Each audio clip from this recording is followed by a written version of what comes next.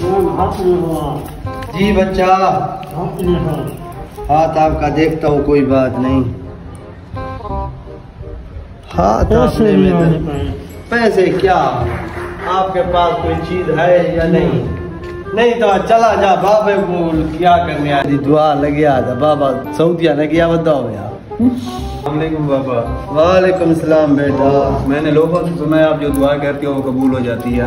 कुछ न कुछ तो बेटा करता हूँ। अच्छा, वो ऐसे ही कबूल हो जाती है या सच में होती है? होती है, कुछ न कुछ तो होती है। अच्छा, मेरे साथ जो मसला है ना, मसलों का ही मसला है। अब बताओ।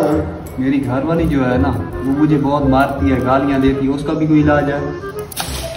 बाबे के पास इस मसले का कोई हल होता? बाबा पूरा जख्मी है, इधर देखो। बाबे के पास दुआ लग गया, बाबा बैठे के रोजी को धिक्के दीदा ने बाबे को भाज जाते, बाबा आप जख्मी।